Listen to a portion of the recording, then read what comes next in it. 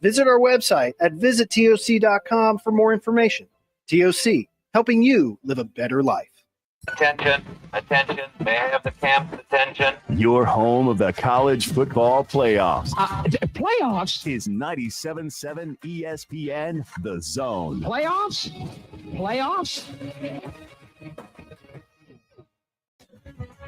WCZN, Union Grove, Huntsville, Alabama. 97.7 ESPN The Zone. This hour is brought to you by Woody Anderson Ford, Alabama's F-150 Superstore. Welcome to The Drive with Wes Neighbors and Steve Moulton. Call into the Neighbors Wealth Management Hotline, 256-576-4977. That's how I roll. And I'm not going to drink and drive anymore. That's 256-576-4977. Now, here's Wes and Steve. In honor of our guy right there, the late great Rat Cephas, wore my Pistol Pete jersey last night. Was thinking of Rat Cephas. Yeah, he loved him some Pistol Pete. Yeah, and the occasional references. I mean, if we could, I need to go back and just find one of those phone calls where he just waxed poetic. I think it was on the 60-point game against Alabama where he would Anyway. And they lost that game, right? No, I don't remember that. I'm pretty sure they did.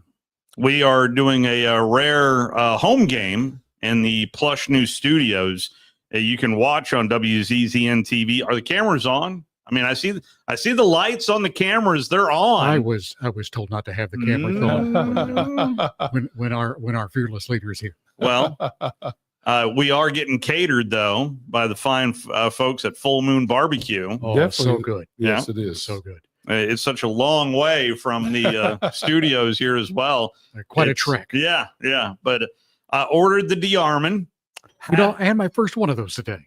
Fantastic. Now, what is the DeArmond? Come on now. It's grilled cheese on Texas toast. There's a grilled cheese on Texas toast. Add pulled pork in the middle. And then you have to add the sauce. You have to have that Full Moon sauce. This is just the Full Moon sauce. Is that the hot sauce? No. This is just regular sauce. It is the stuff dreams are made of. Although hot sauce would be, I think, kick it up a little bit. So, you know, Pat James founded Full Moon Barbecue. Pat James was defense coordinator in Alabama in 1961. Well, And I used to hang out. He also had a bar called PJ's in Birmingham. Imagine that. Yeah. How would you know this? Well, I was 10. Yeah. But they get... You're big for your age. Yeah. I wasn't drinking, but I was eating cheeseburgers everywhere I went. Mm-hmm. That's how he'd order me 2 cheeseburgers and just hang out with his friends. We had a good time. You know, I've always had a theory: the best cheeseburgers are in bars. There's no question. The memory of the guy who used to own the End Zone, Mr. Bedsole, had the best cheeseburger in town. And when he got tired to return, he retired and sold the place. No offense to the folks over at the End Zone, it's very good food, but it's not one of those. So the best cheeseburger was that I ever had. You had a good one last night because I followed your lead there. Baumhauer's is a good burger. I'll second that. I got the tailgate burger as part of my tailgate. Yeah, and so they put so much time and effort in that thing. Yeah, and it's a high end burger. I know they have the what do they put in it? The best burgers to me have the the part of the meat that they make brisket. Okay. They have brisket in it. Yeah, they cut it up. And they don't use the brisket for the brisket. They use it for the that's some prime beef. Yes. And those are the best. I know that Bob does that. And they put a lot of time and effort. The lady of the house had fish tacos. She says best one she's had in a long time. Yeah, from Baumhauer. That is her default order if you can't figure out what she wants. Well, we have a lot of restaurants, and they're all good. They're all well tested. Well, and you know what? A lot of them are sponsors of us, like Full Moon Barbecue, right. and we are grateful. Yes, and I thank you. $50. I thank you. My waistline thanks you. But $50 for this 25. I mean, that's exactly what I did. It's inflation deals. You could double your money. Yeah. Easily with zone deals. Easy to find too. And I just fed ESPN.com. all of us on our zone deal. And Drew, I told Drew I'd get the DeArmond for him. Yeah. Drew is coming in here tonight as well, burning the candle on both ends. But yeah, head over to our website. I think I heard his limo just pull up. Yeah. Is that what it is? The way he drives, he needs a limo. Yeah. Yeah. We made that mistake once. But no. I tell you what, that's just 977ESPN.com. Got a lot of great choices there. You can play golf, a lot of good food. Yeah. Easy to find. Hit that top left corner. Saving never tasted so good. That's right. Double your money. $25 gets right you off the $50. bat. Just that easy. Yeah. Just that easy. If you play golf, it's starting to get really nice. Well, Gunner's Landing is going to be back inside zone deals next week. They wanted to go same week as Masters Week. To me, that's when golf season starts. Tradition like that. Tell me about it. They wanted to do Thursday, first day of Masters Week. So Gunner's Landing is back in the fold. You guys know it's golf season. You gotta get ready. That's No right. question. So the best burger that I've ever had, and it has a secret ingredient. That's what I'm saying. It was down at the Ghost. Of course, cheeseburgers taste a lot better when you're really, really hungry after midnight. You know where I'm going with that. So, please explain further. The Keg in Orange Beach, Alabama. Mm-hmm. Was this, I guess, semi-private, but I saw they put what was her name? I was there with Stabler. So they had I was trapped. Don't ever get anyway. We had rules after that. So the what's it called? There's a certain celery salt is what they put on their burgers. And I still put on that on my homemade burgers to this day. And it's delicious. And we try it. Celery salt. I use onion powder when I'm cooking at home, but I mean, celery salt. Just try it instead of that's what I use for the salt on on the burgers, nothing else. Oh, that's fantastic. Well, and occasionally when I'm getting saucy, I'll try Dale seasoning. Yeah. Oh, yeah, very good, very good. So what I use is the saltless Dales with the celery salt. Oh, there you go. So there you go. Yeah. Well done. You got to try it. Yeah. So I need to get a celery salt sponsor. If you want to. So when's dinner? When do we show up? Well, we've got it. We've got it right here, courtesy of Full Moon Barbecue. Yeah. Just ask for the DeArmond, and I did. I went and asked for the DeArmond, and they knew exactly what I was talking about. So DeArmond, you want sauce? I want someone to go through the drive-through right now and ask for the DeArmond. Challenge accepted. I need the DeArmond because I've already got instructions for dinner tonight. Challenge accepted. Okay. Gotcha. So, Final Four going on.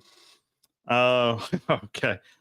So I just got a text message from Mike Paris. So since he just texted me and everybody heard it, in case you did not hear, you want me to call him? No. So he was not on the call earlier in the week. Liberty was taking on Jack State, and it was a one-pitch game. Why was it a one-pitch game? Well, it was hosted by Jacksonville State, but after the first pitch thrown by the Liberty pitcher, and I believe it was number 27, I don't recall his name off the top of my head, Jack State's coach came out and said he ain't on the roster. And so the umpires had to wait for the roster to come down because you have to have your roster before the game starts. Sure enough, starting pitcher who threw the first pitch of the game wasn't on the roster. They forfeit? They forfeited the game after one pitch. They called the league office at Conference USA and was just like, that's it. Win for the game. Winner, Gamecock dinner. Yeah, well, maybe that Braves will get a victory. Well, they will not lose tonight. We know they won't lose tonight. They will not lose tonight. The Braves will not lose tonight. As for last night, Iglesias goes to work. First pitch swinging and a fly ball. Deep center field. Michael Harris back to the wall. Michael leaps. It is gone. And on his bobblehead night, Shohei Ohtani This is the Braves, a crushing blow. It's a walk-off home run and an 0-7 road trip for the Braves. So other than that, those all, the announcers are probably all in counseling. That sounds like they were getting it in Los Angeles. Or, that looked like they had a crowd. Ben Ingram's not even answering his phone now. I did text him earlier in the week, and he said, I've got nothing to say. So he is probably going through some counseling. But I will tell you, when the Braves went up 5-0 last night, and I knew Bryce Elder was on the mound, I wasn't feeling all that great. I really wasn't feeling all that great with Bryce Elder on the mound. But I don't know if you have been checking out the standings as well. It could be a whole lot worse for the Braves. They could be in the NL West like they used to be. The Phillies are off to a 4-1 start. The Marlins, who are heading to, I was about to say Turner Field, it's whatever they call it this year, they're in Marietta. 4-3 off of the start there for the Marlins. 3-3 for the Mets. 1-5 for the Nationals, and 0-7 for the Braves. So they're just 5 games back of first place, and they're 0-7. Yeah, but they're 0-7. I mean, that's still a lot. Yeah. 5 games is a lot of games when you're only played 7. Well, it's still pretty early. It's April 3rd. So, and they are not going to lose tonight. That is a stone cold lead pipe lock. They are not losing. So how long is their homestand now? I have my handy dandy calendar because we try to squeeze in as many Braves games as we can, but there is a lot going on here on this very radio station as the Braves welcoming the Marlins, then the Phillies. That's also a homestand as well. And then they'll be on the road next weekend, taking on Tampa Bay. So they're at home for a solid almost 7 days. So theoretically, they could be back to 500. Anyway, I'm not. They got to win first. Yeah, they've got to win a game. Yes, this after blowing a 5-run lead. Anyway, so that's going on. And on the subject of baseball, it was meet and greet day for the media out in Trash Panda Land. Talked to many players as well as coaches. Andy Schatzley, who's been on this program before, asked him about the old torpedo bats. And here's what he had to say. Big story just out of the gate is torpedo bats. I mean, it's amazing what kind of fuels. I was wondering if you had a thought on torpedo bats and how many guys are carrying torpedo bats. That'd be a question for them. So it's, yeah, I mean, I don't think it's something new. They were around a year ago, and I don't want to comment on how the media fuels stories. But, I mean, you get a couple guys that catch a hot streak on a slow media news week, and now all of a sudden it's the first thing that everybody's talking about. So, again, contact's good for the game. Offense is good for the game. The way that the depth of pitching across the game is better than it's ever been, probably. And so anything that brings contact back, anything that brings action back, I'm a huge fan of. If that's a torpedo bat, if that's a submarine bat, if that's a aircraft carrier bat, I mean, just so that, but that would be a question for them. But again, anything that brings action back to the game and it gets away from the 3 true outcomes, that deals with balls in play and deals with base running and brings some athleticism back, I'm 100% a fan of. So who makes the torpedo bats? I saw something on that last night. I mean, Marucci they put Marucci out of business. I think there's a total of 41 different companies that make baseball bats right now, but I don't know who is the manufacturer of torpedo bats, but they are getting a whole lot of love right now. I saw what they do. It's well, the barrel is just closer. It's a bigger barrel around the sweet spot. Right. And the way Jazz Chisholm swings as well, who formerly played with the Marlins and now plays with the Yankees, it's a bigger sweet spot. It really does look to me like a softball bat, but the specs, this feels like a segment during the Natural when they were talking about whether or not Roy Hobbs' bat, whether or not it was illegal or not. But the specs are there. I'm looking at a picture of it right now, and it looks, you know those clubs that jugglers use Yeah, like that. yeah, It looks like an yeah, elongated yeah. version of that. That's very well put. Which would help you balance. Yeah. Right? And for those of you watching your radio, I'm doing the hand motion. He does that for us, though. Yeah. So we understand what he's talking about. Some of So these jokes are just for me. Marucci and Chandler make this is according to an AP story, are the providers of the torpedo bat. Marucci. You know who that is, that right? Victus and Chandler they sell the torpedo bats. Marucci's. You know who that is? I don't. It's Jack Marucci, the trainer at LSU. Okay. That was the trainer at Alabama, the assistant trainer when I was at Alabama, and was the trainer when Connor was there. He's retired now, but he got into making bats. That's it. That was his hobby. And it became a little bit more than a hobby. I actually watched them make. So I went over there and watched them make some bats one time. Where do they? In Baton Rouge? But isn't there a company, I want to say, just north of Fayetteville, Tennessee, that also makes bats as well? I'm sure there's plenty of companies that makes bats. Like you said, there's 40-something companies. Mhm. I'm glad it's Marucci doing it, though. Yeah, they're getting a lot of pub off of it. And on the subject of baseball, Sonny DeShera, the starting first baseman for your Rocket City Trash Pandas, he is, of course, also an Auburn grad as well. And he was talking a little basketball earlier today with the media. At Auburn playing Alabama in the championship with Auburn winning, but I was 3 or 4 on the Final Four. I had Auburn, Duke, Houston, and Alabama.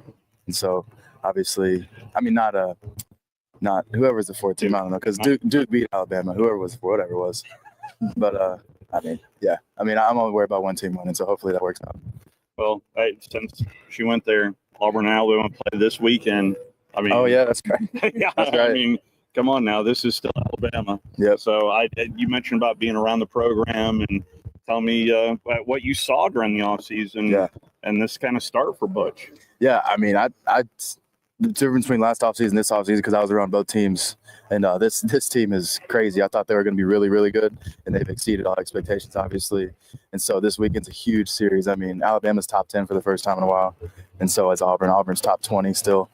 And so this weekend will be a lot to tell. Obviously, it's an Iron Bowl anytime you play Auburn, Alabama. So it'll be a fun watch. I mean, I've been doing this talk show once a week, talking about Auburn baseball with a couple of guys from Auburn, and it's just been, I don't know, it's been fun watching them closer. Well, tell me more about this talk show. I haven't seen it yet. Give me a sales pitch on it. I mean, it's with Lindsey Crosby and Brad Law. I mean, you can go look us up on any social media. But once a week, we're putting out recordings, videos, and I don't know, I just kind of joined along with them, and it's been fun. I mean, it's a 30-minute video once a week and maybe twice a week. But we just talk about Auburn baseball in the series going ahead. So it's been cool to kind of focus on that while doing this as well. It just kind of gets the mind off of work, and then when I'm here, it's work time. When I'm at home, I can kind of look at other things. That is Sonny DeShera breaking down the Iron Bowl of baseball, which is coming up this weekend, and you will be able to listen to it right here on 97.7 ESPN The Zone, including tomorrow, pregame 5:45 for Alabama and Auburn squaring off, and it's ranked versus ranked matchup. At not SEC, that nationally ranked versus nationally ranked SEC baseball front and center. Now, there is another former SEC player on the roster as well for the Trash Pandas, and that's Christian Moore, who won a national championship there for the Vols. And I asked him to compare crowds between Madison and Knoxville. How about playing in front of these fans here in Madison? You did it last year, and how does it compare maybe to, all crowds? Yeah, no, they're awesome. And I know there'll be a lot of orange here, and I'm super excited for it. I know they're in season right now, but if I can get just a few people to come down, so no, I'm kidding. But no, it's awesome. These fans are so engaged into every pitch. I mean, and that's what you want. This season's long. It can be tiring, it gets hot, but if your fans keep you engaged and keep you in the game, that's ultimately like what you play for. So it's fun. So there you go. A little bit of Trash Panda talk right there as that season cranks up tomorrow, and you'll be able to listen to every pitch over on our sister station. If you happen to have an HD radio in your vehicle, Some of them have labeled it as 1 and 2. Well, if you flip over to 2, that will take you over to Talk Radio WZZN. Currently, right now, I think it's the Will Kane show over on Talk Radio. One of the top shows in the country. And then that rolls into Bill O'Reilly. And later on tonight, you've got the NIT championship game tonight as well. Now, I know UTC is involved in it.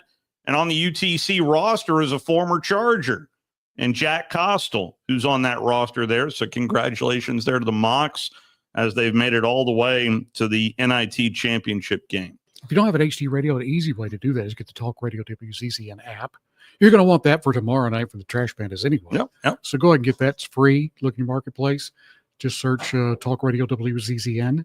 You'll get to hear all the stuff. Plus, while you're there, go ahead and get the 97.7 ESPN The Zone app. Let's squeeze in Tennessee Jeff before we take our first break. And then Greg Ostendorf is going to join us from San Antonio, Texas, to help preview the Final Four. How are you there, Tennessee Jeff? Hey, man. Great. You were talking a little college baseball. Yes, sir. I've watched every game for the defending national champion, number 1 Volunteers. How do they look? I have not seen them yet. How do they look? Well, they only return about 3 players. They had 8 drafted. The number 3 hitter, the captain, he's the only senior on the team. They're 27 and 2, Jeff. They're 27 and 2, so they're doing something right. Yeah. Well, I think they've hit 77 home runs and 7 grand slams so far. Torpedo bats. I don't think they have a torpedo. They don't need torpedo bats. No. They got those metal dingers. That's right. Ping, ping, ping. The leadoff hitter hit a 430 foot home run against Tennessee Tech. They had 3 homers against Tech on Tuesday, but they're pitching. AJ Russell came back, just pitched an inning. He's one of the returning pitchers. They got the top pitcher from Ole Miss and their cleanup hitters from Ole Miss. He's already got 10 home runs, hitting about 350. They have an on-base percentage as a team of over 1. It's pretty. Wow. It's pretty. Of course, they've got to shore up the defense, but I mean they have hitters through the lineup, and they got about 3 freshmen that are amazing.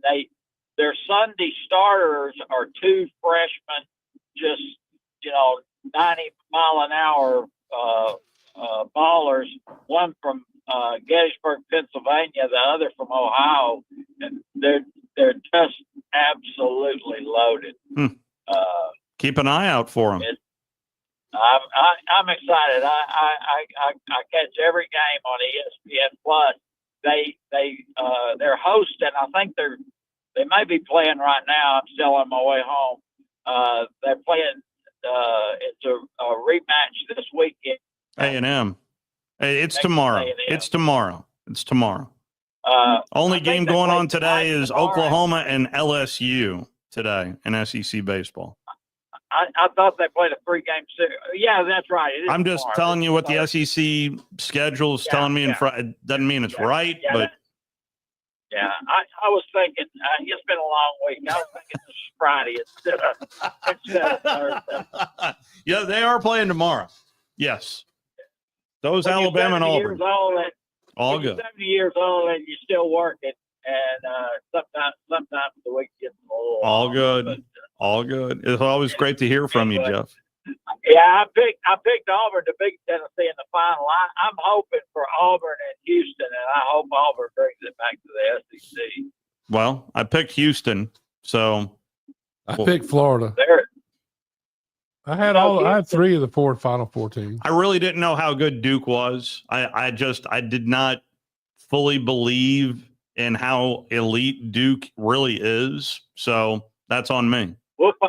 We'll find out against Houston because those guys, yeah, they are for real. And I think Sampson for Houston. I think they not only outplayed us, they outcoached us. They took Ziegler completely out of the equation. Yeah. And I think Duke did the same thing. They took Sears. They just eliminated the drive, which is so deadly for them, as well as the Volunteers. You got to give them props. Yeah. But I really think Houston's got a solid chance to beat Duke. And if Auburn's healthy and those guards are hitting their shot, they can beat anybody. That's exactly where I'm going with Greg Ostendorf next, Jeff, is the health of that Broom fella. Yeah. All right. Thanks for taking my call, guys. Absolutely. It's always great to hear from you, Jeff. Let's go ahead and take our first time out. Head off to San Antonio. Sir Chuckster loves those women out there. You're listening to The Drive with Wes Neighbors and Steve Moulton on 97.7 ESPN The Zone.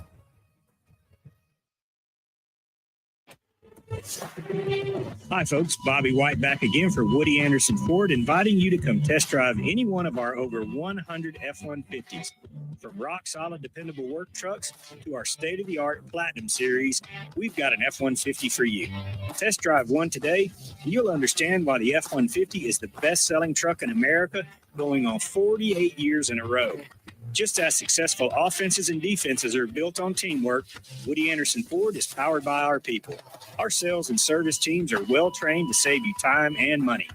And because we want your business again and again, no one will work harder to earn it. Our mobile service teams come to your home or business for oil changes, brake work, tire rotations, and more. And the great thing is you don't pay extra for it. We come to you with mobile service at no extra charge. Proud to be local, family-owned, and at your service for over 62 years. Woody Anderson Ford, Alabama's F-150 Superstore. SportsMed is the official team physicians of the Rocket City Trash Pandas. And if the pros trust SportsMed, you can too. SportsMed provides every service you might need for complete orthopedic care, specializing in orthopedic surgery, sports medicine, joint replacement, spine surgery, neurosurgery, and podiatry. And they offer their own brace shop, in-house full-body MRI, physical therapy, walk-in clinic, and so much more. 4 locations and on the web at sportsmedalabama.com. The company is Eagle Masonry and Insulation, but did you know they're also Eagle Landscaping and Dirt Work? Eagle can take care of all your landscaping needs, including irrigation, sod work, and planting, both plants and trees. On the dirt work side, Eagle can grade and build your pads, haul dirt in or out, and even do erosion control. Philip Love and his team can do it all for you. The website is the same, insulatewitheagle.com, as is the phone number, 256-755-1556. Give them a call and see what Eagle can do for you. Eagle saves you time. Eagle saves you money. Mike Rowe here with a quick question. Have you noticed mold, mildew, bowing walls, or water in your basement? I hope not, but if you have, your basement is losing the war against groundwater. That's where AFS comes in, a groundworks company.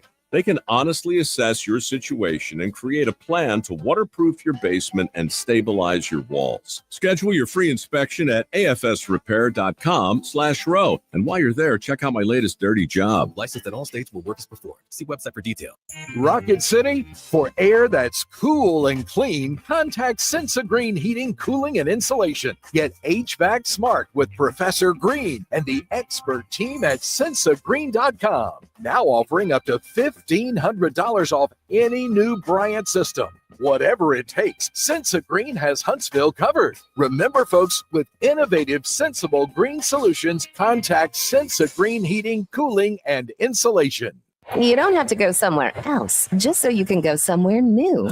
Plan your next vacation with Huntsville International Airport and Breeze Airways. Enjoy friendly, convenient, nonstop travel to some of the most exciting destinations in the U.S., including the home of 12 world-famous theme parks, Orlando, Florida. With flights starting as low as just $49, Breeze has got you covered with easy, breezy, nonstop flights to Orlando. Make all their dreams come true. Book nonstop to Orlando now at flybreeze.com. This segment of The Drive is brought to you by Woody Anderson Ford, located online at woodyAndersonFord.com with 2 locations, Hughes Road in Madison and Jordan Lane in Huntsville. Bring it. You'll be able to listen to the Final Four right here on 97.7 ESPN The Zone. Let's head out to San Antonio, Texas, as Greg Ostendorf from AuburnTigers.com is kind enough to join us. How are you, sir? Hey, Steve, doing well. How are you? Doing real well. I mean, set the scene there out in Texas, and I know Tiger Talk's coming up at the top of the hour as well, and so tell me what you've observed so far there in San Antonio, sir. Yeah, well, I wasn't here. I didn't get to go in 19 when Auburn went into Minneapolis, so this is my first one with Auburn. And right now, it kind of feels like the calm before the storm. The city's getting ready for it. There's not a lot of people here. I expect tomorrow and tomorrow night and the weekend, it's kind of everybody gets here. But it's neat seeing all the pageantry, the signage. Went over to the Alamo Dome today for practice and some media stuff. And just, I know the players did all their photo shoots and asset shoot stuff. And, I mean, you can tell it's a big deal. And I'm always been a basketball guy. I've always loved the Final Four. So to be here and to kind of see it firsthand, and it's been really exciting. I know the team's excited, but you got to also remember you got a game to play too. They got 2 more wins left, and so that's you can't let all the pageantry and all this stuff get to you because you still got to play basketball. How many Final Fours is this for you, Greg? This is number 2. I went as a fan back in 2010 to Indianapolis just to a Final Four game. But, this is kind of the first time really getting experience on the working side of it and getting to cover it and all that. So this is certainly a bucket list thing for me. I'm excited to get to do it. So are there any women picketing Charles Barkley out there yet? I better refrain from that one. Yeah. So give us an update on Janai Broome. Yeah, so today he said that he was good to go. We'll see. I didn't get a chance to watch too much practice, but I know obviously he came back in after the injury in Michigan State and was favoring that left arm. So as far as I know, he's going to give it a go Saturday and try to play. And he says he's close to 100%. So you got to take him for his word. But obviously he's going to be a huge part of what Auburn tries to do and how they beat Florida.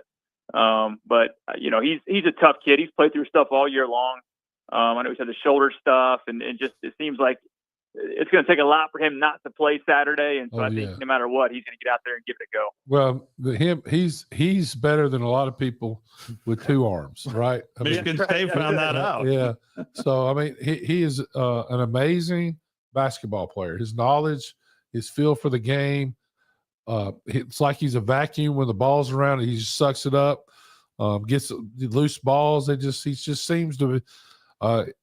He actually drawing up plays during the live. He's telling the guards to cut down so he can throw the ball. I mean, that was impressive. His basketball knowledge is off the charts. No, it's I've obviously known him for the last 3 years. He's been in Auburn, and just seeing him grow from when he first got here from Morehead State to this year has been pretty incredible. And I was thinking to myself, like, how do you get to be a better passer? And I think for him, he wasn't a great passer, or at least wasn't looking to pass a lot his first year at Auburn. And now, I mean, he just has such great court vision. You mentioned the IQ, and he just seems the offense just runs through him. And obviously he can get a bucket down low kind of whenever he wants, but if they do double him, he's the kind of guy who can pass out of that, find an open guy for a 3 or somebody cutting. And then, like you said, every rebound, it seems like, goes his way. So I thought he was going to be a good player. I don't think I ever dreamed that he would be this good for Auburn. Well, I mean, 2 years ago, like you said, he was a good player, but you never could see that he would be where he is today. I mean, last year he was, in my mind, the most improved, and I said so. He was the most improved player in the conference from year over year. And you could probably make that case this year. Yeah, it'd be close. Well, I think Caldwell has become a lot better player between last year and this year. He's had plenty of time to grow. Even the last month with Cardwell in the tournament, I mean, just his defense, what he does for this team, and the fact he can guard all 5 positions. And I think, he doesn't get as much notoriety, obviously. He doesn't score all the points, everything else. He's not getting double-doubles every game. But, some of the stuff he does on defense doesn't show up on a box score. And he's locking down guys and forcing shot clock violations or bad shots or, whatever it is. And even if you didn't get a block for it, he's still affected the play. And so he's been huge for this tournament run they've had the last, month or so. It seems to me that when Janai Broome, the only time he struggles is against 7-footers, somebody taller and bigger than him. And of course, Florida does have one of those guys that when's the last time has Auburn been an underdog this year? Other than this game? Duke, maybe? I mean, they have to go back early in the year, maybe some of those games before they kind of went on their streak. But since January, I can't think of one off the top of my head where they were an underdog. Even I think when they went to Alabama, they were maybe a slight favorite in that game. Yeah. I wanted to say Duke, the game in Cameron, maybe. Yeah, but they would have probably been underdogs in that one. I think it was small, like 2.5 points, but I think even like I said, even when the Tuscaloosa, I think they were a small favorite for that game. So, but you're right with Florida, they're big, and that affected Auburn the first time they played each other in Neville Arena when Florida came in and won that game. And so that's going to be a challenge for Auburn to figure that out, because obviously you got to go through Janai Broome. But you also got to find a way to defend Florida, and that Walter Clayton had a huge game when they came to Neville, and you got to find a way to slow him down as well. So obviously every game's different. It's kind of fun to have a tape to see how they match up the first time, but Auburn will certainly have some adjustments that they make going into this game. There's no doubt that this team is deeper than the 19 team, but Chuma Okeke is still a name that Auburn fans know and revere because of that run that he made. But that injury did play a factor, and it does make me think about Broome and what he's going through right now. And even at, I'll say 60%, that's good enough, I guess. But where I'm going to is just the fact that they've already played Florida. I believe they were a 10-point favorite over Florida when they lost 90-81 on their home court. How much benefit do you think it is, the fact that certainly both teams know each other quite well, but what kind of benefit adds to that for Auburn heading into this matchup, you think, Greg? No, I think having a little, a game, and we can talk about how they played Duke and they played Houston. That was back in November. I guess Duke was December. Florida wasn't that long ago. And so I think having that experience and like you said, obviously Todd Golden and Bruce Pearl go back. They know each other. They know what each other likes to do. There's some familiarity there as well. But I think that certainly that game will, both teams are watching that tape and kind of figuring out what to do going to this game. And I know you can make adjustments and game plans and all that, but, players are still players. And, Florida's still got to find a way to slow down Janai Broome like they did in the first game. And obviously Auburn's got to find a way to slow down the Florida bigs and Walter Clayton. So, I think that certainly Janai being 100% is a huge factor. But yeah, the last game we'll see if it's the same outcome or not. Obviously for Auburn fans, hopefully they're probably hoping not, but I think that could be a similar matchup. And that was a 90-81 game, and you wonder, will it be that high scoring again in this game too? One thing that Walter Clayton doesn't get enough credit for, in my opinion, is he's a great defensive player as well. Yeah. I mean, he's the one that gave Alabama such a hard time, really. Both times. Just, yeah. He was just a better player than any guard Alabama had. Well, I was looking back at the box score, and I remember I was at the game actually, so I don't remember seeing it. I hadn't watched tape or anything, but I was looking at the box score from that Auburn-Florida game, and he had 19 points and 9 assists, which surprised me. That's a lot of assists. He was a great passer too. But on the other side of things, I'm not sure he was the one that defended Denver Jones the whole game, but Denver had 2 points, 1 assist, and not his night. And I think that, Denver's been a solid player all year, one of the best defenders on Auburn's team. But it's going to be important for him to get going. But to your point, I'm sure Clayton's defense has something to do with why Denver struggled in that game. So he's got to figure out a way to kind of get his shot and get going a little bit Saturday if they want to win. We've seen Auburn play different styles, and that's what's made them so elite, of that kind of grinded out game against Tennessee, or I think it was the very next game they ended up scoring mid-90s against Ole Miss. So, that they can play any style. That's what makes me think in terms of an X factor. We've seen Chad Baker-Mazara step up. We've seen Denver Jones step up. I've yet to see Chaney Johnson have his moment. And he always, at least when I had a chance to call his games at UAH, he always had a tournament moment. And at least in terms of matchups and feels, it feels to me as if Auburn's going to win, Chaney needs his moment. Yeah, I agree. And I don't, and Chaney's the kind of guy too, especially if Broom isn't quite 100%. He's going to have to step in and kind of fill in that a little bit. I mean, obviously Jania's going to, play most of the game and do what he does, but Chaney's a great lift off the bench, comes in and gives him good minutes. And obviously, I mean, he's made some shots here and there in tournament, but you're right. He hasn't had a signature game yet or even that moment. But I do think that, I don't know if it's going to be Chaney Johnson. I don't know if it'll be Miles Kelly. He was one that carried him that first round, the first couple rounds in Lexington. Yeah. You mentioned Denver Jones. They have so many options, and I'm not sure they're all going to be firing, but, you got to have a couple of guys step up and not just have Jani Broom. And so I'll be curious to see who that ends up being. But you're right. Whether it's Denver, Chad Baker, Mazzara, Chaney, Miles Kelly, there's a lot of options. Even, of course, the Hod Pettiford we haven't talked about, and he's kind of been. Yeah, he's playing his best ball yet. Yeah. For sure. Yeah. And it's for a freshman, it's been pretty amazing watching him go through this NCAA tournament. Well, that past journey back in 2019, it was touch and go right out of the gate. Auburn was a 5 seed playing New Mexico State, and that was a touch and go game. The reason I'm going there is because Alabama State in that first half, there was some tense moments for this Auburn team, but just interesting similarity-wise to see how that engine got cranked in both in 2019 and here in 2025. Right. And Bruce mentioned that today. You got to step up every game you go to in the tournament. You got to have a little more in the tank for each game. And so that first game clearly wasn't their best game. They had more in the tank, but I feel like every game they've gotten better. Creighton was, they had a really strong second half. Michigan, they struggled in the first half, but kind of went away in the second half. In Michigan State, they probably played their best game. So, do they have more left in the tank for this Florida team? And that's going to be the key to them trying to beat Florida is what do they have left? You can't play your best game in the Elite Eight. You got to stay for the Final Four, the national championship.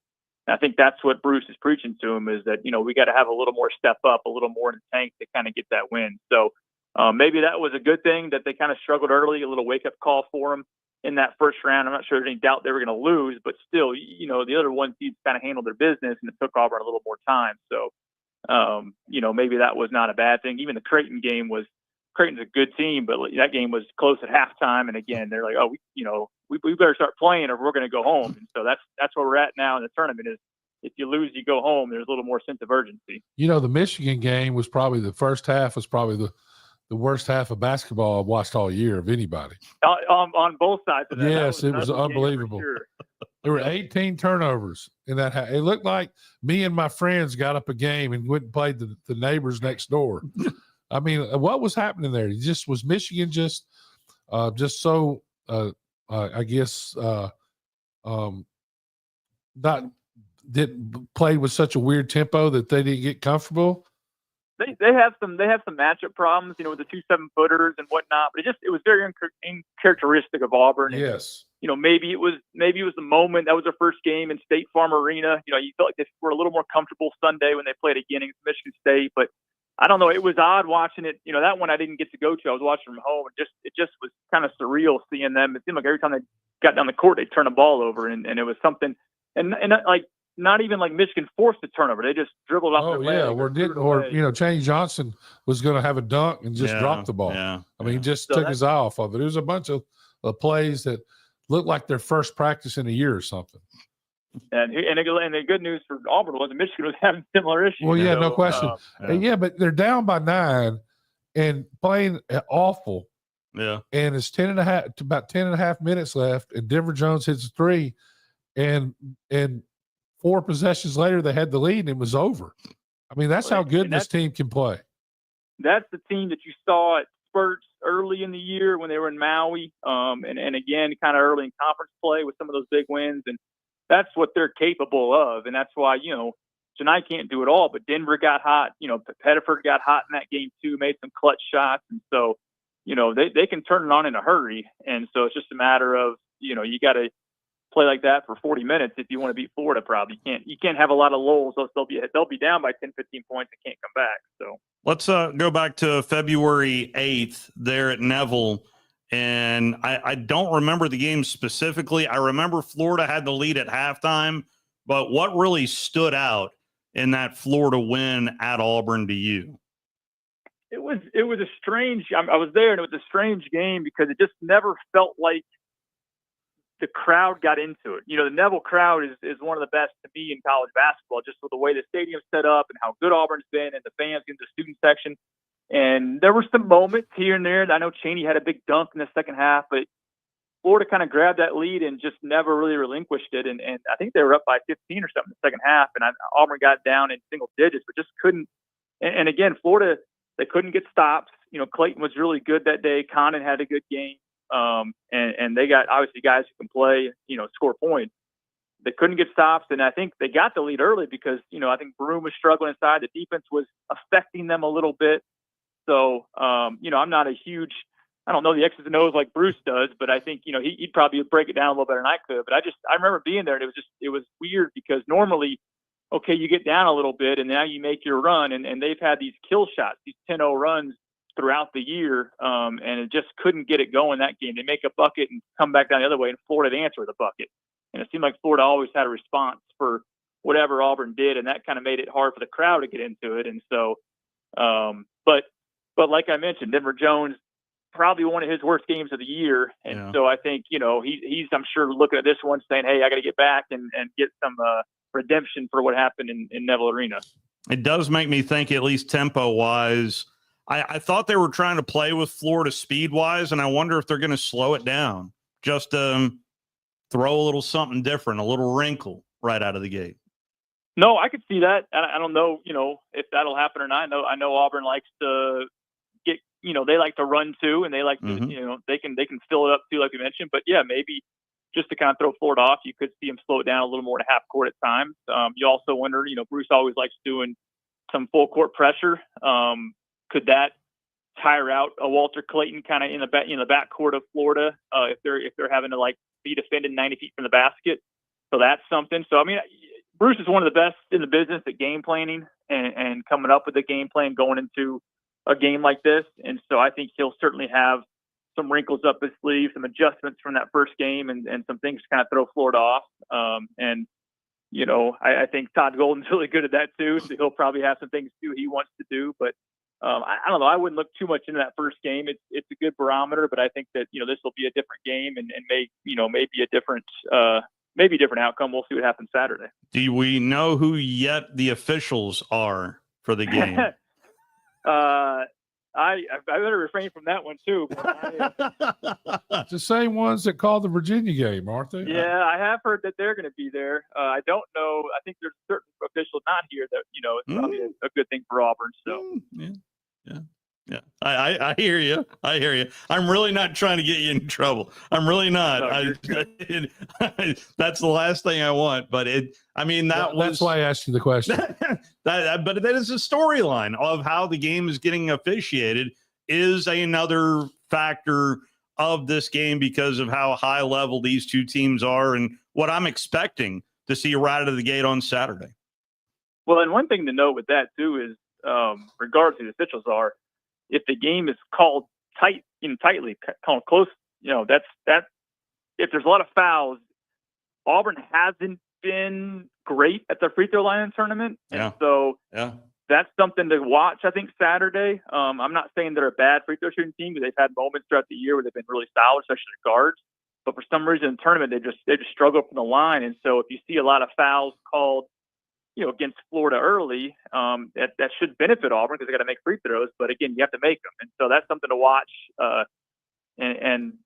think that Michigan State game, the first half, there were very few fouls called at all, and that thing was done in about 40 minutes. It was over. It seemed fast. That first half flew by, and so I'll be curious Saturday how the officials are calling the game and how that goes. But you don't want to necessarily have it dictated at the free throw line. You don't want to. You want the players to play and decide the game on their own, but we'll see how many fouls are called and how many free throws are taken Saturday for sure. Wow, Atlanta was Auburn East. That the crowd in Atlanta.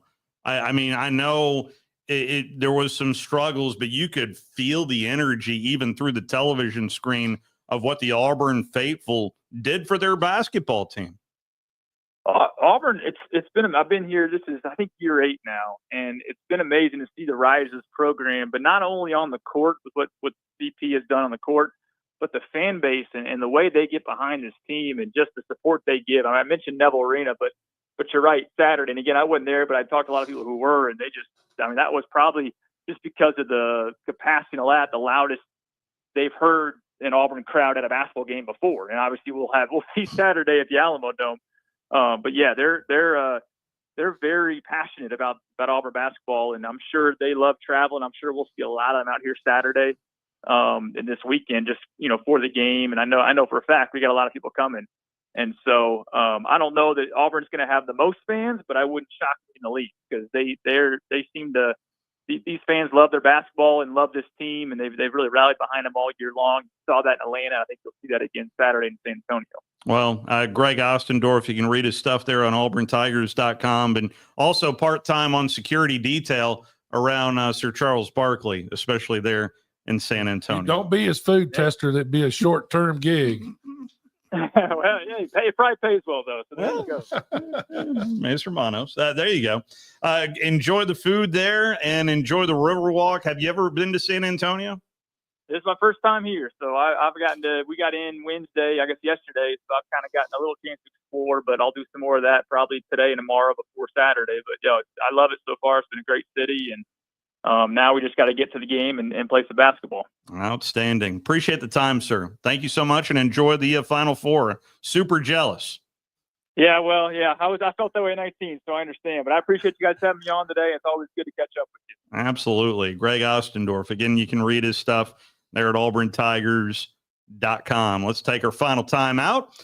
And Drew DeArmond is set to join us at the top of the hour as well. It's The Drive here on a Thursday.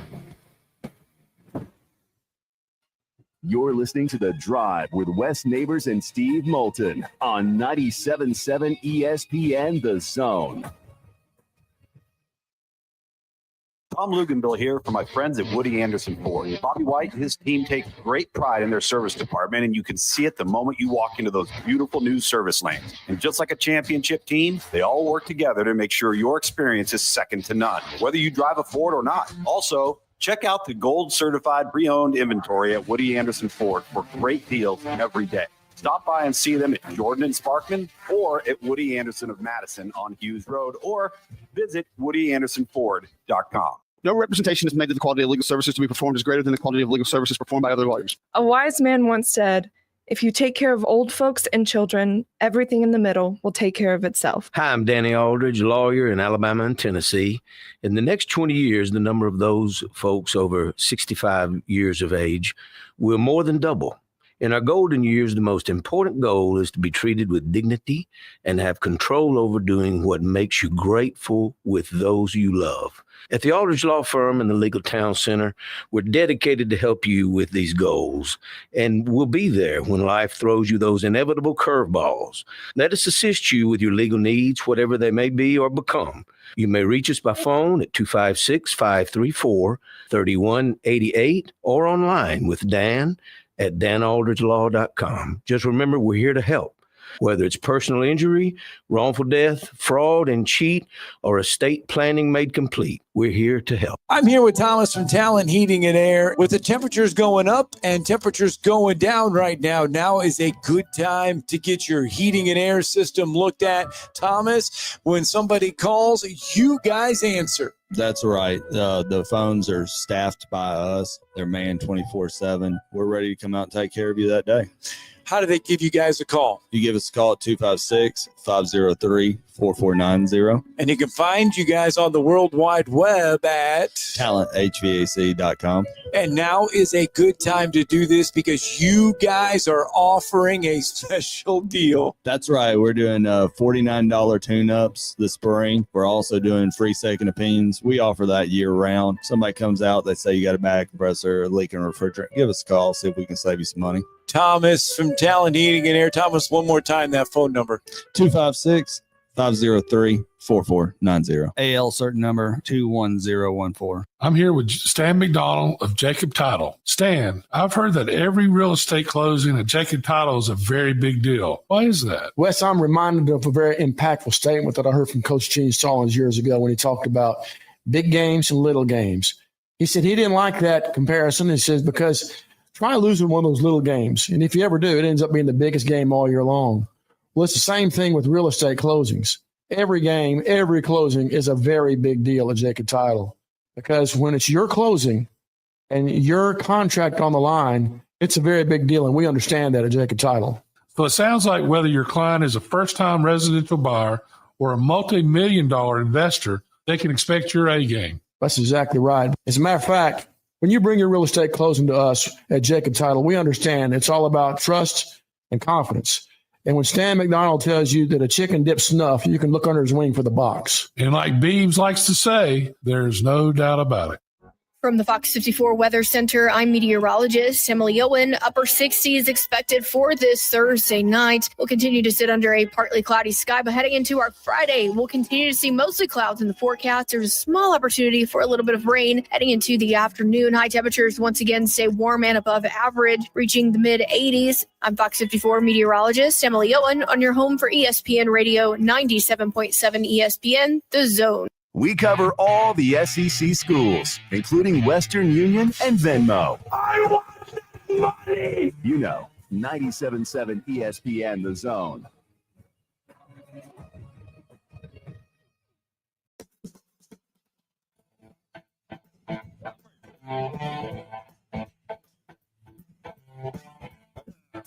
Well, there's a couple other stories going on. Boy, there's one going on involving a Tulane quarterback right now, TJ Finley. He's played everywhere. Remember him? Remember Played him? at LSU, played at Auburn. Where else did he play? Gosh. Was he at Jacksonville State? Where was he? Maybe. Oh, he's bounced to TJ Finley is in his fifth college, is at his fifth college and sixth season, in his sixth season. And at the end of last year, him transferring to Tulane. Well, per Fox 8, that be WVUE in New Orleans, Finley was arrested on charges of a pop-up ad right in front of me. Was charged in connection to robbery of a car. He has since been released from jail. Now in Atlanta. He bought it in Atlanta for $25,000. I read all about it. But TJ Finley played for Western Kentucky last year, right? Believe that's right. He started against Alabama at LSU and Western, Auburn, and Western Kentucky for three different. And does Alabama play Tulane next year? I don't think so. I don't think so. According to court documents in connection to the arrest, Finley told police that he had recently purchased the car in Atlanta. However, authorities reportedly booked him in being in possession of an item that was stolen at a value of more than $25,000. So, yes, not good. He has been at Texas State. I forgot about Texas State. Guilty, you know? He LSU, Auburn, Texas State, and Western Kentucky, and now Tulane. Those are the 5 universities. Yeah, because Connor then played him when he was at. Every time I turn on the game, he's the quarterback. That's all I know. My last 3 cars didn't add up to 25,000. Thank you. That's what I was exactly. I have thinking. an 03 Toyota Tundra behind my house. Waiting for a water. I don't have to worry about the cops showing up on my door. No, hey, you don't shop at the right place, guys. You got to go to Atlanta buy your vehicles. Oh, I shop. I just don't buy. I'll have you know, my vehicle is from Stone Mountain. So, yeah. Still running out there and just hit 300,000 miles on that puppy out there, too. Oh, just getting your broke in good. Come on now. You got a Toyota going to hit 500. Come on now. Got a surprise guest for you on the other side. Something that we did mention in the first hour. If you've been paying close attention, I know everybody does. We test at the end of every show. Be a quiz. A surprise guest for you on the other side of this Sports Center timeout. Then Drew DeArmond. Come on now. Knock on wood if you're with me.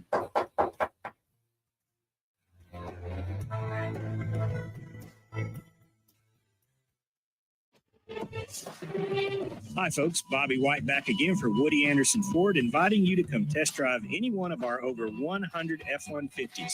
From rock-solid, dependable work trucks to our state-of-the-art Platinum Series, we've got an F-150 for you. Test drive one today, and you'll understand why the F-150 is the best-selling truck in America, going on 48 years in a row. Just as successful offenses and defenses are built on teamwork, Woody Anderson Ford is powered by our people. Our sales and service teams are well trained to save you time and money. And because we want your business again and again, no one will work harder to earn it. Our mobile service teams come to your home or business for oil changes, brake work, tire rotations, and more. And the great thing is you don't pay extra for it. We come to you with mobile service at no extra charge.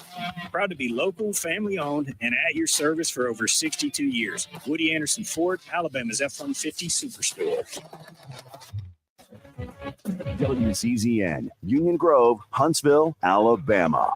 97.7 ESPN, The Zone. Sports Center. Another record broken in the NFL. I'm Chris Smith. The Cardinals are making Pro Bowler Trey McBride the highest paid tight end in NFL history with a 4-year, $76 million extension, his agents told ESPN's Adam Schefter. The deal includes $43 million guaranteed with an annual average of $19 million, which surpasses the Chiefs' Travis Kelce's average of $17 million plus.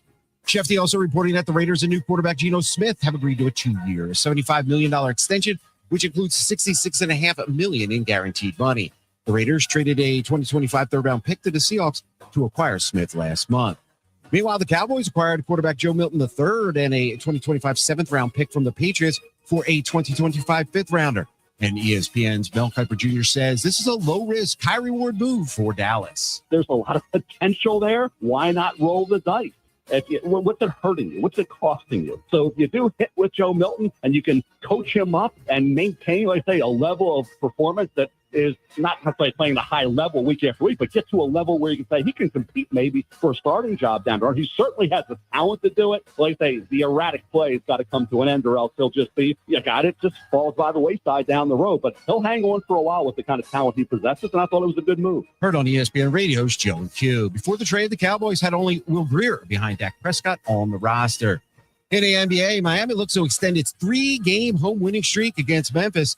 Coverage underway on ESPN with tip-off in 30 minutes. The Grizzlies sit in the 8th spot in the West, while the Heat 9th in the East.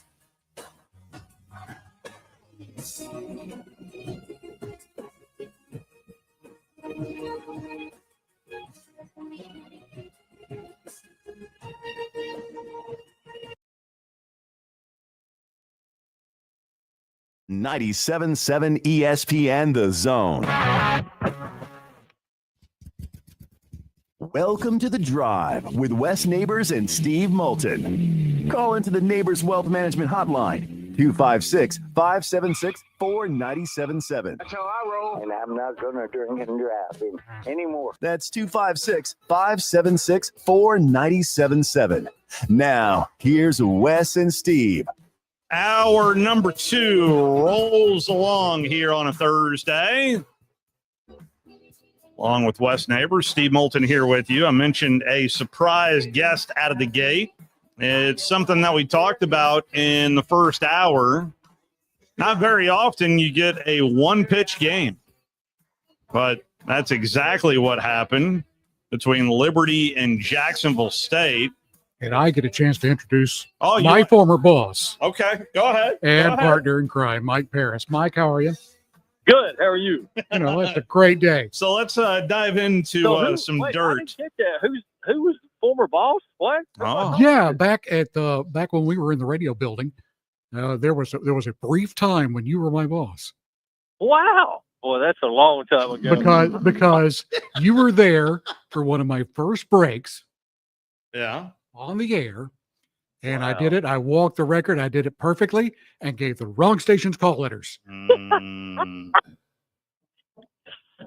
While you stood there, the only person that's happened to. Well, you stood there and stared at me. It was, and you didn't fire me on the spot, and I appreciate it. And it's been all downhill from there. Thanks, Mike. Oh, man. So that's all we had for you, Mike. So good night, everybody.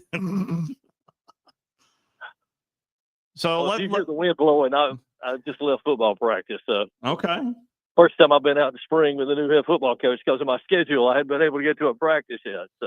So I got a question real quick, Mike. Okay. This is West Neighbors. Hey, how did they look? A, and B, how much of the staff was left over?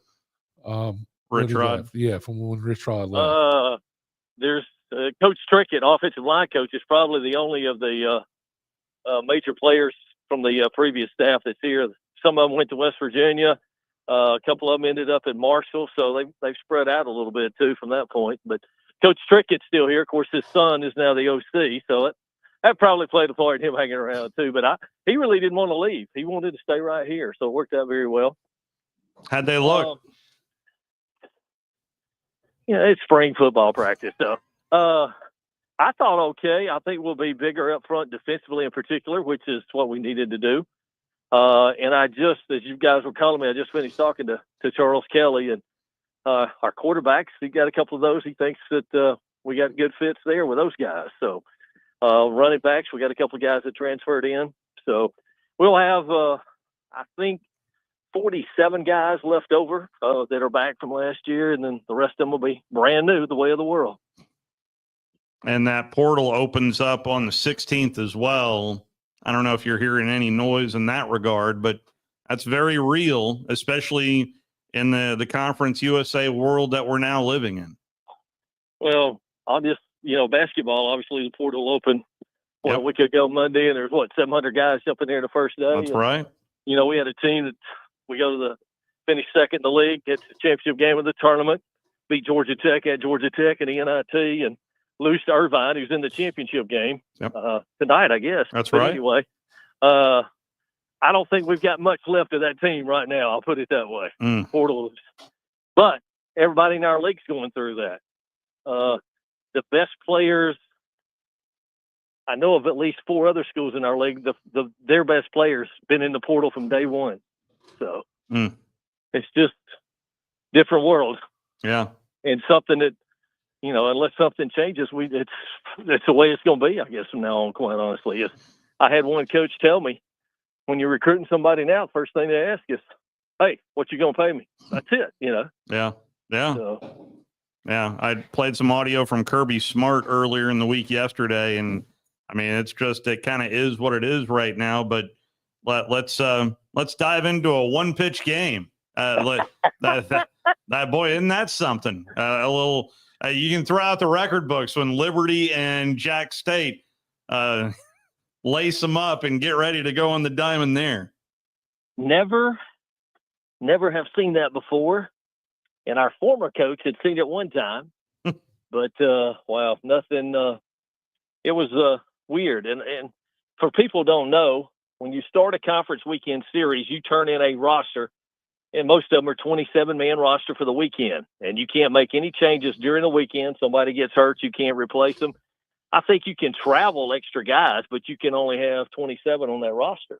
And if they're not on there, they are an illegal or an ineligible player. And that's what happened. Now, the kicker to this is, I don't know if this has been in most of the stories that are out, but the pitcher, is their ace. They're starting, their best starter, their number one guy. And he was left off the roster. So he throws the first pitch. And obviously our coaches, head coach and coaching staff knew that he wasn't on there. So he throws the first pitch in the bottom of the first, time called. And honestly, I don't think the umpires knew what to do. Yeah. But it is in the rule book, Conference USA rule book plainly states, not on the 27-man roster, and you use a player not on the roster, he's an illegal, ineligible player, so it's an automatic forfeit. Jeez. If somebody told me if I'd have bought tickets for that game, I'd have been upset. So, and I don't get to see the whole game. Did the coach give any kind of explanation for it? All I have seen is some of the national stuff that's been written about it. He referred to it as a clerical error. I would just tell you from my experience and all my years being involved in this, the clerical error came from the coaching staff, quite honestly, because they're the ones that do the roster. They fill it out. Yeah. So, and, I know there's some people think, well, why would you do that, or whatnot? But as another coach said, there are rules. 3 strikes and you're out. You don't change that. So, So that's a good catch, honestly, by the coaching staff more than anything. And and talking with another coach, he said my greatest fear was that I would write a guy's name down twice. Was what he feared. He didn't fear leaving somebody off, but his fear was writing somebody in there twice, which then would lead to somebody being left off. Yeah. Then obviously. So, but especially the guy you leave off is your number one starter. Your best guy. So worked out well for us. Has anybody heard of a computer? Yeah, really. These newfangled things. I would dare say, my guess would be, I'd say 90 to 95% of them are handwritten around the country. Yeah. That's what I would say at every level. Yeah, that's fair. You also were because you wait till the last minute, maybe on the decision on 2 or 3 of them or something. So you were also front and center for a particular event here in the Rocket City. I had no idea that the VBC had a sunroof. I had no idea. I had no clue that there was a panel. What was that experience like there for you, Mike? I didn't know what was going on. We're ready to play. The official walks out, throw the ball up, and then I look and there's people scrambling on the floor in front of our bench over there and whatnot. And Ray Harper, our head coach, got credit for spotting it, but it wasn't him. It was one of the guys that was sitting there at the table, and it was one of our guys. But he said, "Hey, coach, there's water on the floor." And Liberty has just finished their warm-up, so evidently it didn't start until after the warm-up period was over. Wow. And the first word I got was, we have to bring in certified riggers to do this, and it may be a little bit before they get here. Well, dummy me, I'm not an engineer or a construction guy. I'm thinking they got to go on top of the roof outside, to do something. And I didn't realize that there was already a tarp up there until they started. Oh yeah, we tarp. That and was then there was a third tarp they put. That's right. Yeah, total up there. Did you see the cooler with the trash can? Yeah, they had a trash can and a cooler up there full. No, and they had the water going into a little. They had taped a little drain thing to. Huntsville engineering at his best. Well, look, in 42 years, I've seen a little bit of everything between football, basketball, and baseball. We go to, we're at Tennessee State in our days in the Ohio Valley Conference. They had, I don't know, we go up Thursday game, and they had Tuesday maybe 4, 5, 6 inches of snow in the Nashville area. We go to our shoot around 11 o'clock that morning, go in there, everything's great and wonderful. So we come back about 4:30, 5 o'clock for the game, get back in the gym, and we walk in, and there's trash cans sitting right in the middle of the lane, one end of the floor. So from the time that we had left there, a little after 12 that day, and come back, the roof was leaking from the snow melt. We didn't play that night. They couldn't get it stopped. So we didn't play that night. We had to make an extra trip back to Nashville to play that game. Look at there, VBC. Look at there, VBC. Y'all, how long was that break? Like an hour, a little over an hour? It was right at an hour before we got to play. And I don't know if you knew this either. See, because of the weather and the threat of some severe weather, they wanted the teams to come early to the arena that day. So both teams were there at 5 o'clock. Oh, wow. And both coaches were I'm telling you, both of them were ready. I know Ray Harper was, and in talking with the Liberty people, Richie McKay was too. They weren't, if it wasn't, let me back up. Had it not been done in about an hour period of time, they were going back to the hotel. We were going to play on Sunday if they had anything to do with. They were tired of waiting, and they weren't going to hang around and keep their guys there. So, well, kudos to the VBC. Listen, I know it's kind of, we're laughing about it now, but a lot of talented folks there at the VBC. But I will tell you, I was on the road, and when I came back to call a hockey game the next week, the tarps were still up. So, but they're not up now, but they were up when I initially came back for a 3-game homestand. So it did make me think of you and the event that was the Conference USA Men's Basketball Championship game. I guess the happiest people were those certified riggers that they had to call to come to do that. They got a nice little payday, probably. Probably. But I do like the fact that Conference USA already announced that they'll be back next year as well. And it's nice to have this event so close. Oh, I love it. I wish we'd play there every year, selfishly speaking. So Maybe I this did time get you'll to stay hang long around enough for you and me longer. to have lunch. Yeah, I did get to hang around longer this year than I did last year. You know, we played one, and I drove up, did the game, turned around, Yep, came right that's back right. home. I wasn't even in the conference tournament last year, so it was nice to hang around for a little while. But everything was great. You know, in the time during the time that we were there for the tournament, it was wonderful. They've done a great job, and there at the arena, and Joel Lamp and his bunch just a great job in putting that all together and hosting and handling the tournament. So from a one-pitch baseball game to a 1 hour rain delay, you've had yourself an interesting month, to say the least. Well, we played at Alabama State baseball Tuesday night, and our catcher gets hurt. He took a pitch that bounced, and he was trying to shift, and I guess catchers are taught sort of to tuck or drop their head a little bit. But he didn't get it dropped in time, and the ball bounced and got him in the throat area. I guess is the best way to describe it. So, and I'll be honest, it was a scary-looking situation for a few minutes, but he's okay and everything's good. But we had with them checking him and taking care of him, and they call an ambulance to take him to the hospital because they wanted to make sure everything was good. We had roughly about a 45-minute overall delay to an hour in that one. So, game that started at 6, I walked out of the Wheeler Watkins baseball complex at Alabama State at about 10:30 Tuesday night. So wow, it was a long night there too with the ball game. Too many walks, too many hit batsmen, and all that stuff in the game as well. So can we expect Bill Bubba Bussey on the sidelines this fall for Gamecock football? We'll have to put a concession stand down there if we do, so he can enjoy, get hydrated. Well, Coastal Carolina's giving out free food, so I mean, not saying, but I'm saying. Since you bring that up, I was doing another radio interview earlier this week, and they made reference to the fact that they doubled their ticket prices. I have not seen anything about that. So is that?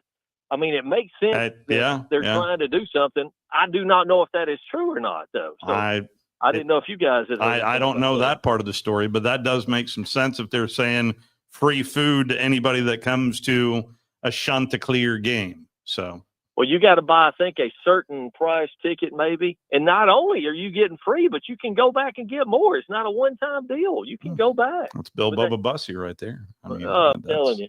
Oh, Bussey would love that. He may be a different kind of Gamecock come the fall then with that going on. I need to talk to him about that. He may move to the beach now. Yeah, you never know. Well, if he ever wants to do his show up here, we have a Jefferson's here now. So y'all come on up. Yep. That's right. Mike, it's always a pleasure to talk to you. I appreciate it on short notice as well. But those two stories, I had to get you on, and it's always great to talk to you, sir. Great to talk to you guys. I appreciate it.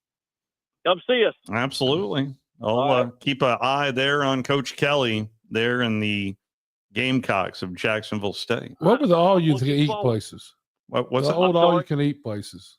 Oh, that was Coastal Carolina. No, but what was the old what were the ones you used to go in? You paid $9.99 and you could eat all you. Golden Corral. Golden Corral. It sounds like Mike to me. knew it immediately. Mike knew. You know why? Because in the old days in That's baseball, right. Yes.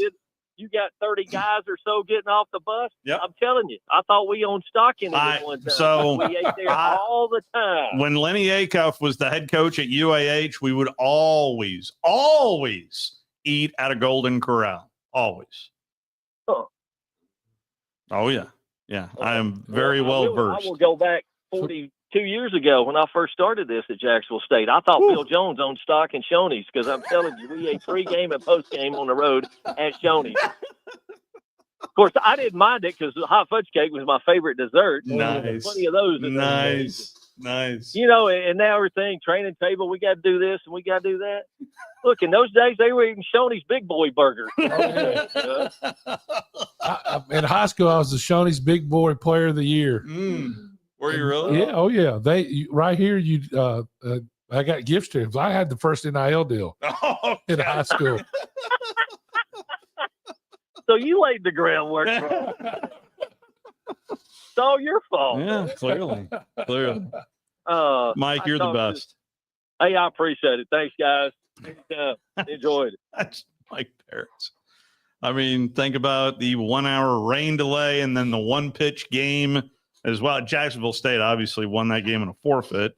Drew DeArmond has been kind enough to come on in studio here. How are you, Drew? Good, guys. Always good. We had Mike on a couple of times during the Conference USA run there. And they also won an NIT game, by the way. And they were one game away, one win away from potentially playing at home. They lost to the Anteaters, and they're playing tonight. Mm-hmm. They're taking on the Mocs tonight. So if they had won that game against the Anteaters, they would have played the third round at home and potentially against UAB. And so that would have been kind of cool. But we talked about that, them being at home for the NIT. So, but it was a good run for Ray Harper. They got to the finals of Conference USA and lost to a really good Liberty team who from Rishi McKay's, and had the player of the year, Jerron Pierre, who they had brought in from Wichita State. But unfortunately, when you bring in a guy like that, if he is that good, and Mike told us that he saw 5 to 6 NBA scouts every game coming to watch the kid. He's in the portal and exploring his NBA options. So I've heard him mentioned in connection to Alabama, Kentucky, Ole Miss. So he's definitely headed to the Power Four, it sounds like, after being the Conference USA Player of the Year for the Gamecocks. 256-5764-97.7, the telephone number. Our weekly conversations with Drew DeArmond presented by Environmental Comfort Systems. You can check them out online at envcomfort.com. And we have focused at least a lot in the first hour on Auburn's run into the Final Four. And matchup-wise, it doesn't feel like a great one because of how efficiently Florida is playing right now. How do you see this Final Four matchup? Well, we had Kevin Brockway on Wednesday, and he's was headed down to San Antonio to cover the Gators. He's covered their salad days, in other words, the Billy Donovan era. Mm-hmm. I don't think he was there for Andrew DeClercq and Dimitri Hill and those guys back in the late 90s for Lon Kruger, but he's been there for all of Billy Donovan's 4, the 2 championships, and now this group. They're as deep as any team in the country, and rightfully pointed out, they beat Auburn in Neville without Elijah Martin, who's their second best player, who also made it there with FAU, and Hanlockton. They're big. Their 4th big was not fully healthy yet, so they're going to have 2 guys that weren't there when they beat Auburn in Neville Arena 90-81 on February the 8th. So I do think it's a tough matchup for Auburn. It's a winnable game for Auburn. But the problem is, how healthy is Jonai Broom? Yeah. Jonai going to be in this game. Don't worry. He ain't listening. You're good. So, I mean, we even talked about his long-lost brothers, Jahani and Johnny. But old Johnny Broom. But good old Johnny. But Jahani was my favorite personally. Here's Johnny. But Jonai, he's the key for Auburn. He had 17 and 11. And I'll give Jonai credit. He's fought through injuries all year. He's had an ankle injury. Yeah. He's dinged his shoulder. Now he's dinged his elbow. Did you see he hyperextended his knee on that play as well? Ugh. On that, go watch the tape. He hyperextended his knee, and it's the knee he had wrapped that he's hurt already this year. He is not going to be 100%. The only thing I didn't ask Greg Ostendorf that I wanted to ask is, did you see him giving high fives to anybody? Because Gio's an old friend of the show. Mm-hmm.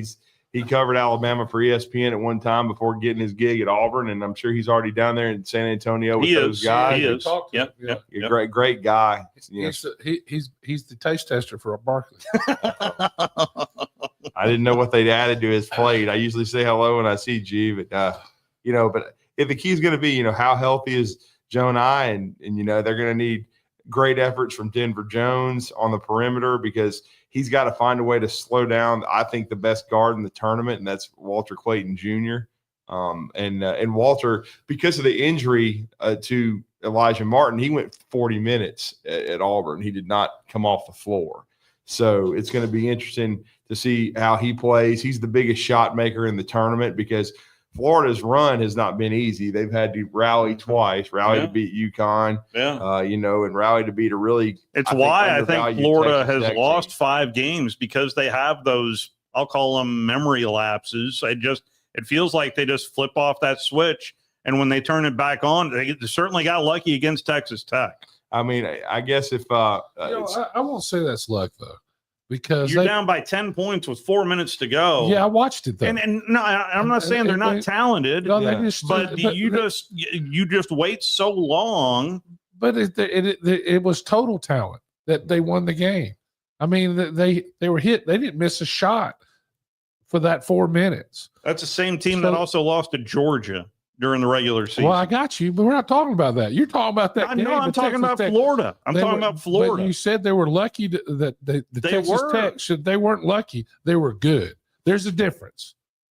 There's because they flipped the switch. Because they flipped the switch. They made shots. Well, Clayton made some tough shots. Yes, he did. And they're the other guy. West. I mean, in the Texas Tech game, he's also talking about Thomas Houck, who's probably made more money in the tournament than anybody. I mean, he was the sixth man most of the year, and I had coaches asking me, "Where's he from?" And I just said Pennsylvania. And so he wasn't even a top 100 recruit, but obviously he's a really good player. Now, if they keep this run going, he'll probably have a decision to make. Do you come back to Florida? Probably so, especially with the NIL money, but he'll have a lot of NBA interest. He may end up kind of, and as Brockway pointed out, he probably should have been the sixth man of the year in the SEC. He didn't win that vote, but at the time, he hadn't gone on the run that he's going on now. I mean, the shot making that he and Clayton put on to rally from that 9-point deficit with about 3 minutes to go was unbelievable. I mean, it was just because it looked like, honestly, when Toppin scored on the layup, that Florida was probably cooked. Yeah. I mean, I thought my bracket was, and then but Houck and Clayton just would not stop making shots, and it always rears its ugly head. But Golden fouled, and you missed two straight front ends of 1-and-1s, and it always ends up costing you in the end. And it certainly did Grant McCaslin. He'll probably turn down A&M too. So let me ask you this. Okay, let's talk about that since you brought it up. Why did he leave and go to Maryland? Well, I think there was some frustration with A&M people, and I disagree with this, by the way, because it's hard. Like, he had that team in the top 10, top 20 they were all fun team year. to watch. They were anywhere from a 2 to a 3 to a 4 seed all year. Yeah. And then they lose a high level game in the round of 32 and they don't to Michigan. And they don't. And then if they had beaten Michigan, and I'm not saying it would have happened, but he's kind of the boogeyman for Bruce Pearl. He's 6-2 against Bruce Pearl. They would have had to play Bruce Pearl in Atlanta, but they lost. And so I think he was reading the tea leaves too. The school president that was there when he was hired 6 years ago is long gone. The athletic director wasn't there. And here's the thing.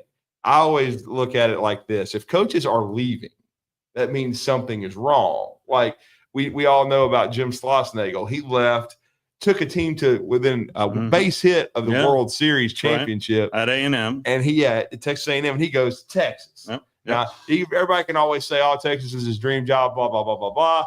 I mean, A&M's got as deep pockets as Texas does, man. You almost won the national championship, so he bails. And so it just makes it look like – and then Elko may end up being the right choice, but he was not the first. No. And so I just don't know. I think there's some sort of – and you look at it, too. In the last 6 or 7 years – You think it's all the chanting they do? Well, I don't know. The bonfire. I do think it's a cult, but I mean, I'll just say that. But I mean, we've had some of the cultists on this show. Wow. But wow. Okay. But think about it though. There's been 3 athletic directors because Scott Woodward left to go to LSU several years ago. You know that. Right. You know him, Wes. And then a couple years ago, Ross Bjork. He was Dirt Next PR guy. He turns around, he goes to Ohio State. That's right. And so then they bring in Trev Alberts.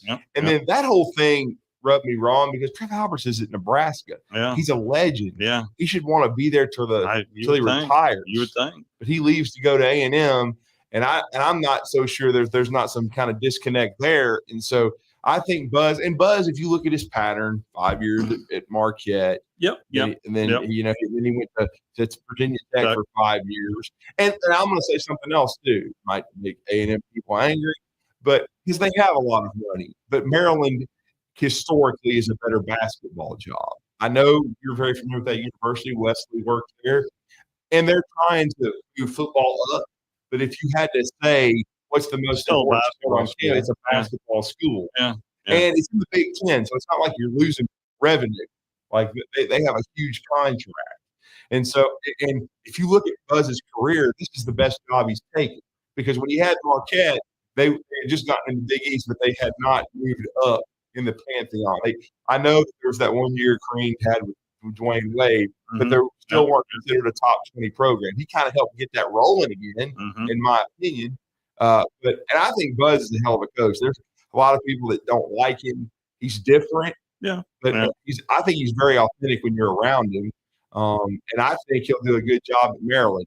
In the landscape where they needed to hire a good coach to regain traction and kind of build off what Willard just left, I think Buzz was a good hire. There were some people saying, including Jeff Goodman, who I respect, that they didn't see the fit. I don't understand that because he'd already recruited in the DMV at Virginia Tech, and he had already recruited in the Northeast at Marquette or whatever. I don't care about all that. And I think you'll find and get kids to play hard.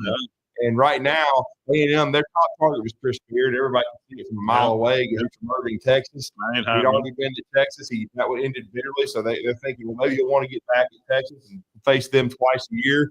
And then he'd already been at Texas Tech, got into the national championship game, but they approached him. And then this is the difference. We talked about it this morning with Brad Logan of Inside the Rebels.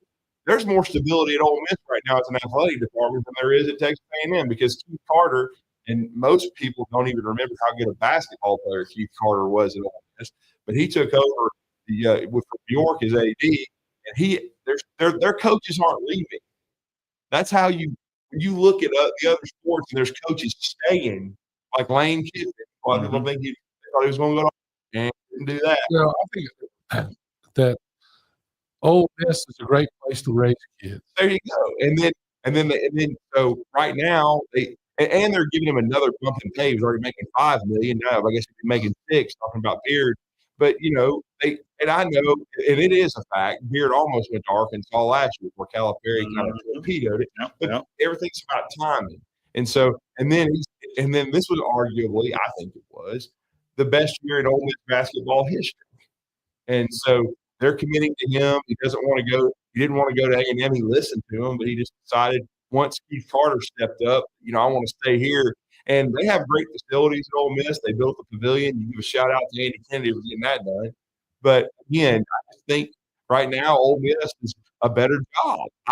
Now if they hire the right guy at A&M, maybe they can get it rolling. But I had a national basketball guy texting me. He's in San Antonio. As a matter of fact, he texted me and another well-known friend of ours and said, "Hey guys, only college head coach I ran into tonight was John Calipari, and he was having dinner with your favorite person, Jimbo Fisher." Nice. And I thought, wow, Jimbo's got enough money on the Ponderosa. He doesn't have anything to do, so come down there and take in the Final Four. So Drew, let me ask you this. Right. Alabama, Auburn, as far as transfer portal, losing most of the good players. They're losing a lot of great players.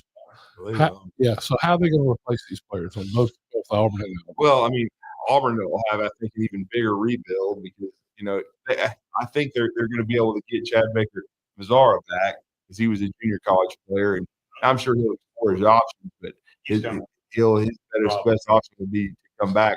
Well, a couple years ago, Social Security. Yeah, he probably already is. I think he's probably already 25. Evan Cardwell. Yeah. But Cardwell's done. Yep. Jonai is done. Chaney's done. I think we very, very likely Chaney's done, and probably Denver Jones. Because now we'll see. Denver, there could be some situation there where they could try to get him back. They just got Keyshawn Hall out of the portal from UCF, a 6'7" guard that averaged about 17, 18 for Johnny Dawkins. So that's the first kind of piece for them.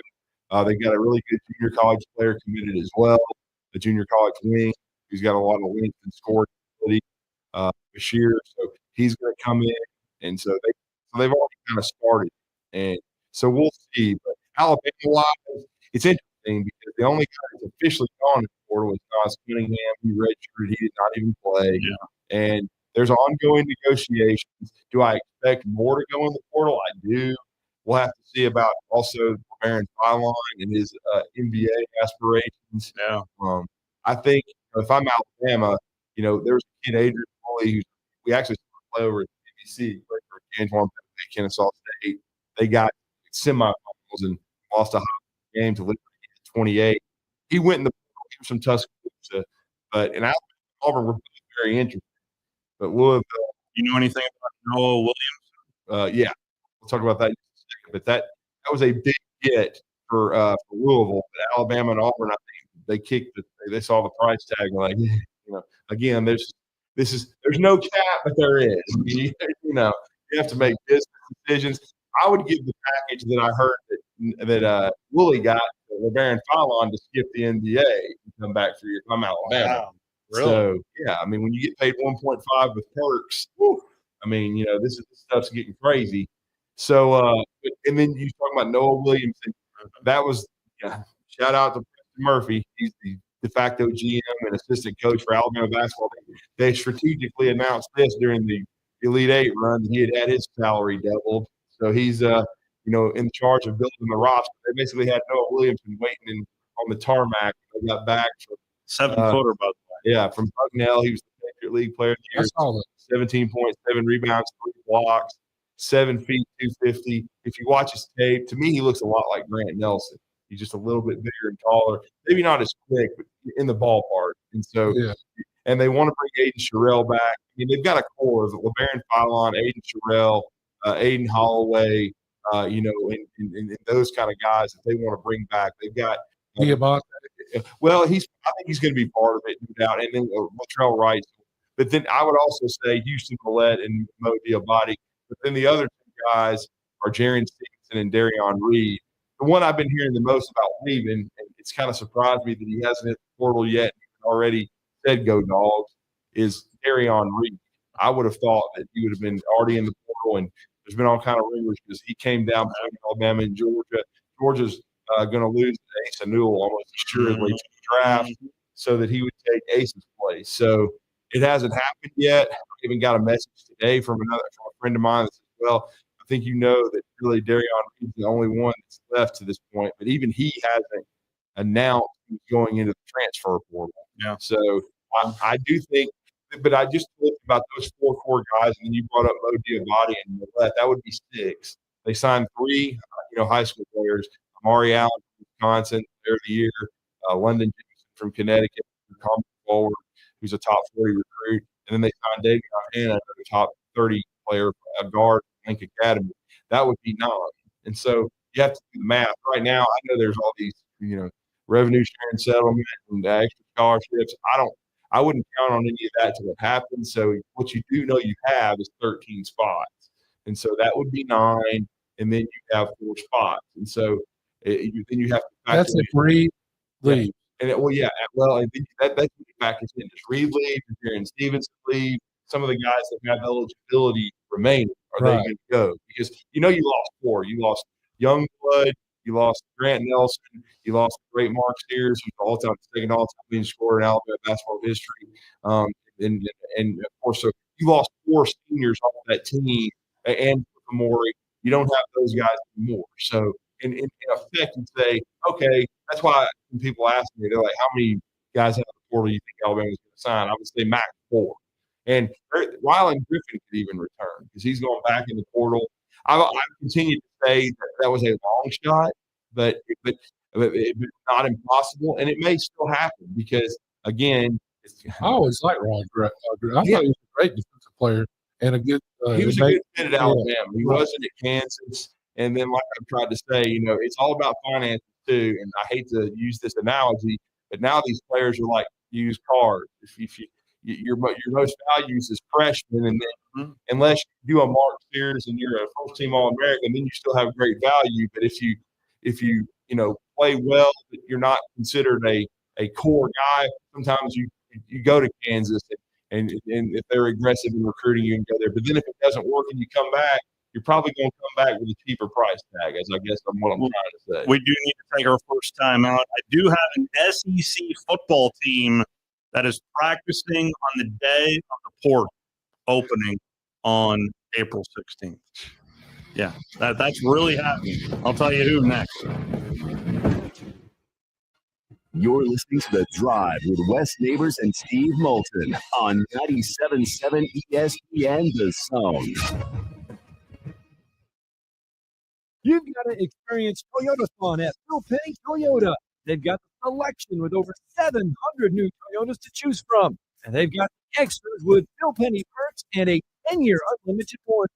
So get on over to Phil Penny Toyota today. Experience Toyota fun.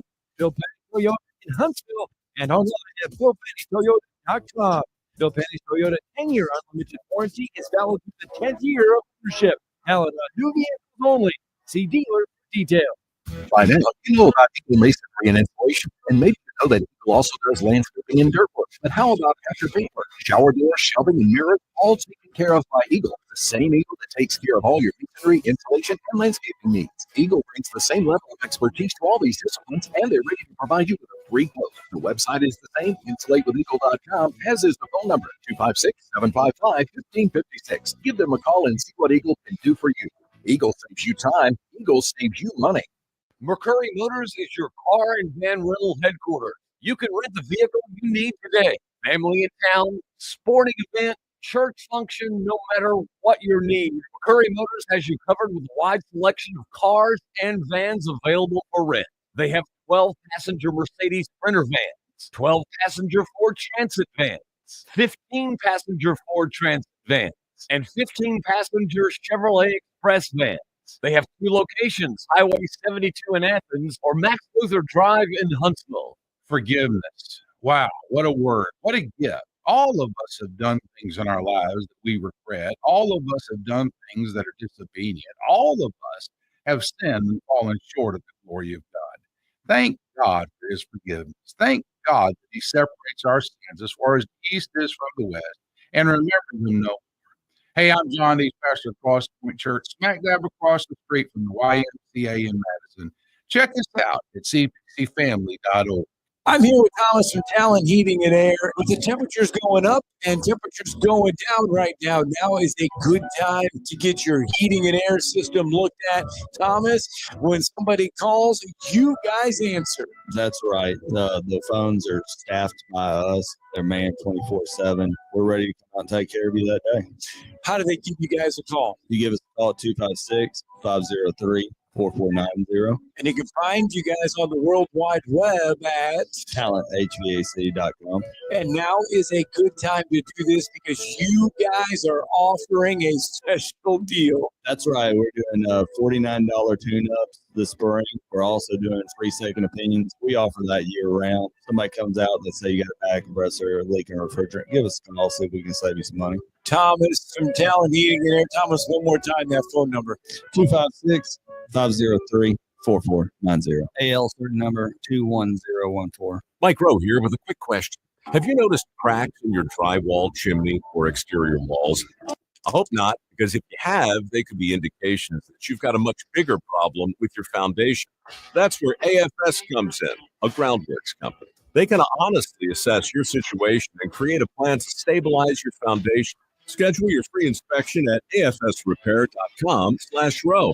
And while you're there, check out my latest dirty job. It's a good one. Licensed in all states where work is performed. See website for details. Want to save some money? I can take money and I can make it into more money. Just check out our zone deals online at 977ESPN.com. We are 97.7 ESPN The Zone.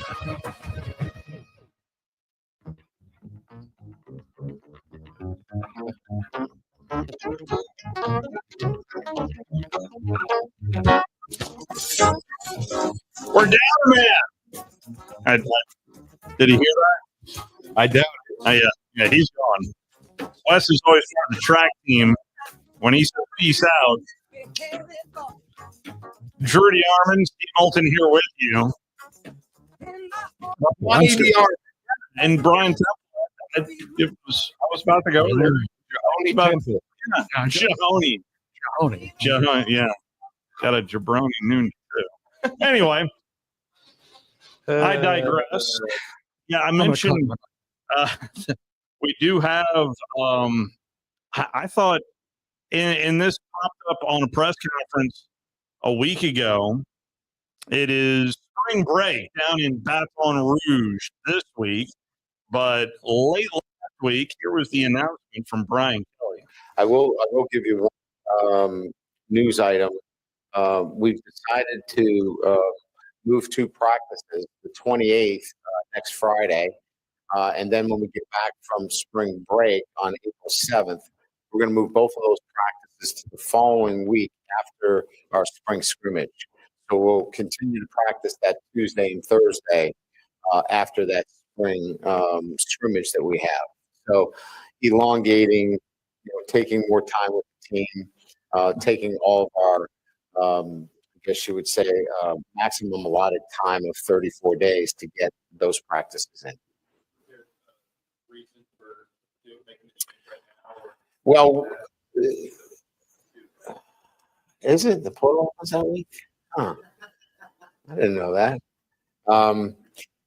You guys can decide what that means, but for us, it was we're going on spring break that Friday, and I didn't want a distracted group on that Friday.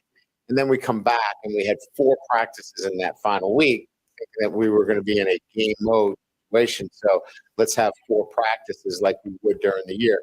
But we're not in that mode, so we'll take that Monday away, which, same old deal. Who really thinks that's coming into spring break on that Monday? So now we recoup those 2 days on the back end and have 2 really solid practice days the following week. You buying that? Yeah, that's Brian Kelly. It's not going to do any good. There's going to be guys that realize where they are on the depth chart, and if they want to bail, they're going to bail. Yep. I mean, that's just the way it's going to be. You can't stop somebody from leaving. You have to give them reason not to. Kudos to the LSU media for pointing that out. Portal opens on the 16th, Coach. Oh, does it really? I mean, come on, everybody. It's something that now has to be covered all the time. And I'm going to be very interested to see in the next several months if this is the last spring portal. I know many coaches want it to be. Yeah. They want their decisions to be made. To me, it was either I was in favor of it just not happening in January and not happening after there for what would be December only.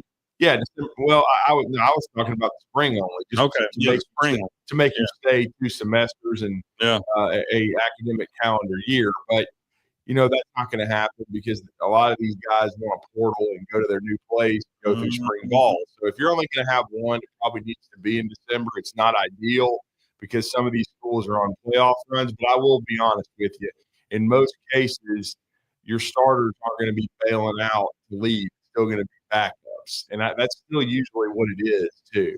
I mean, if you go back and look at the transfer portal, either that or I will say this is the compete where you open the portal up again, and that'll probably be some sort of amendment to that.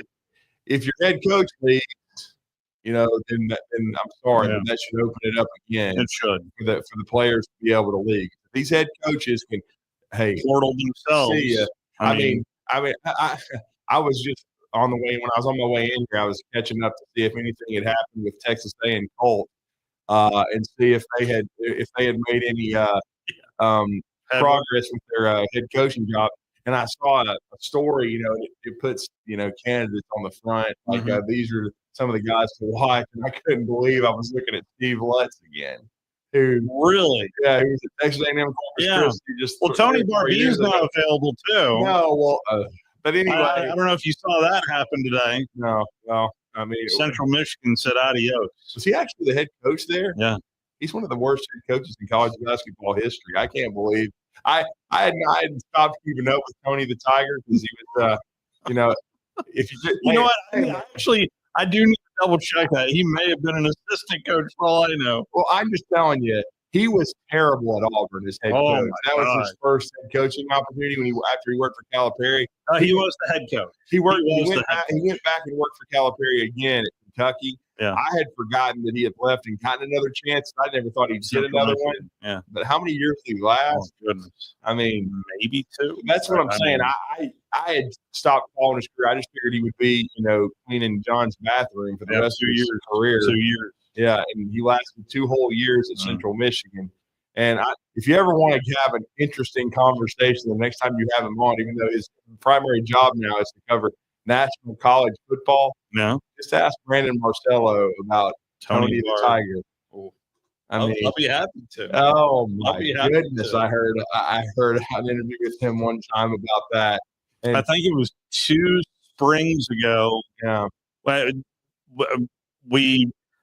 the great part of covering spring is getting to talk to the other media members. And I just had a good little powwow with our guy Brandon Marcello. Very connected guy. And all of a sudden, I just mentioned, "Hey, you ought to write a book on your Auburn experience." And he said, "You have no idea." And I said, "You want to talk football or basketball?" And he was like, "Oh, you want to talk basketball? Yeah, we can talk basketball the now." whole chapter on Tone. I'm just saying, he really thought he was horrendous. Is all I can tell you. And think about it for all of us, and certainly all of us hoop heads in this state, and I'm one of them. That on each side, one had to endure Anthony Grant and Grant spitball, and then Tony Barbee on the other side. That's just some how far as state oh my god! Oh my god! I mean, by the end of, and I did cover the NIT win after Grant got let go, but it was being referred to as Coleman Mausoleum by then. Yes, it was. I mean, you could throw a basketball and you wouldn't hit anybody in the stands. I mean, it was bad.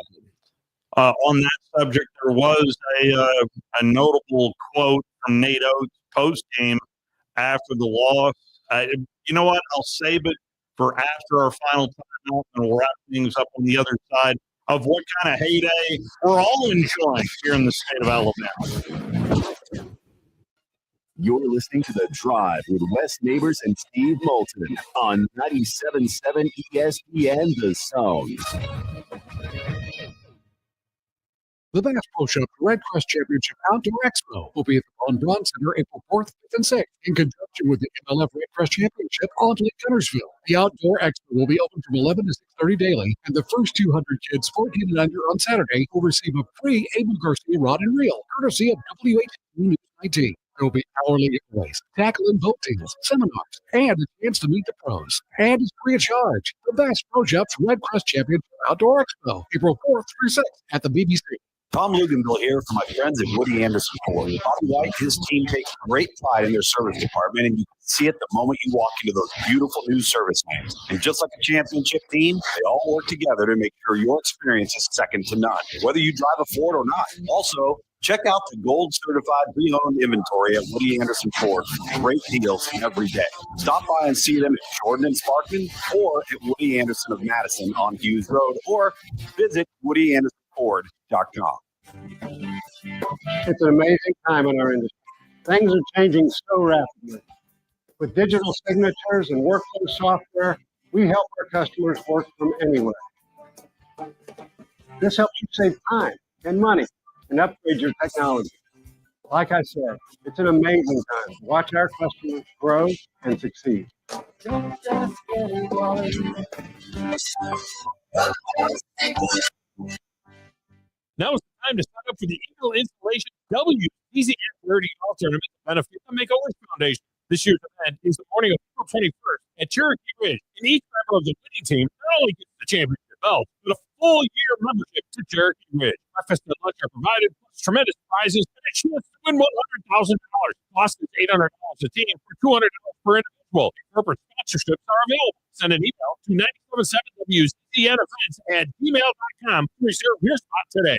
Hey there, Bob Howard again. March Madness is here, and it's time to hook it up with Tom Howard's Victory Grill with our Slam Dunk special. It's nothing but that with a pound of our world-famous wings. Tip it off with our party-ready trays including traditional wings, buttermilk fried chicken tenders, and hot lips, to name a few. Want a cold beer with those wings? How about $7.99 pictures of Yingling served all day, 7 days a week? Break out those brackets and bring the gang to the best lunch party place in town. Tom Howard Victory Grill, the true king of wings. Mike Rowe here with a quick question. Have you noticed mold, mildew, blowing balls or water in your basement? I hope not, but if you have, your basement is losing the war against groundwater. That's where AFS comes in, a groundworks company. They can honestly assess your situation and create a plan to waterproof your basement and stabilize your walls. Schedule your free inspection at afsrepair.com/row. And while you're there, check out my latest dirty job. That's at all states will work as before. See website for detail. It's laundry season at Owen Home Appliance Center. Tired of that washer walking out the door and having to dry a load 2 or 3 times? It's time for a new washer and dryer. Pick from brands like Maytag, GE, Whirlpool, Electrolux, and of course, Speed Queen. Try the new 2-in-1 GE Profile that washes and dries a load all in one machine. Visit the interactive location in Lacey Springs where you can try the washers and dryers before you buy them. Owen Home Appliance Center. Quality products, quality pricing, quality service. It's in the name, Owen Home Appliance Center. From the Fox 54 Weather Center, I'm meteorologist Emily Owen. Upper 60 expected for Thursday night. We'll continue to set under a partly cloudy sky, but heading into our Friday, we'll continue to see most of the forecast. There's a small opportunity for a little rain heading into the afternoon. High temperature once again stay warm and above average, reaching mid-80s. I'm Fox 54 meteorologist Emily Owen on your move for ESPN Radio 97.7 ESPN, The Zone. Can't get a ticket. Never miss a second of Huntsville Havoc hockey. Trying to chase it down as Robbie Fisher. Look it over, shot on. And Mr. Larson gives the Havoc a 1-goal lead. Is the Havoc Zone only on 97.7 ESPN.com and the 97.7 ESPN The Zone app.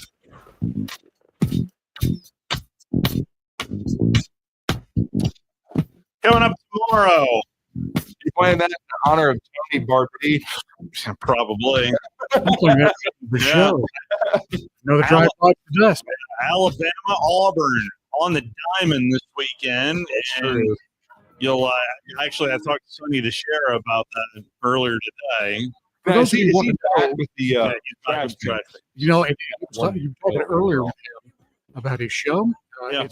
It's the So as soon as he said Brad Law, I texted Brad Law and said, "Boy, you're keeping some seedy company there, son." For those of you who want to check it out, it's the Barn Baseball Show. I'm watching YouTube, but he's a lot of stuff. It's the Barn Baseball Show. I told Brad Law that I talked to Sonny, and he first thought I was talking about Sonny Smith, and I said, no. The all-conference first baseman. But I mean, it's still basketball season. Yeah, down on the Plains. And he played for a former Auburn player, Casey Dunn, before coming to Auburn to finish his career. Casey Dunn now, ironically, just beat Auburn at UAB. The quote that I was mentioning before the break, Nate Oates said, quote, "I don't know if there's been a better run in a 3-year history at Alabama. Number 1 overall seed, make a Final Four, then back-to-back Elite Eights. While it was disappointing for the standards that we've set, most teams in the country didn't set the standards as high as we set them," end quote from Nate Oates.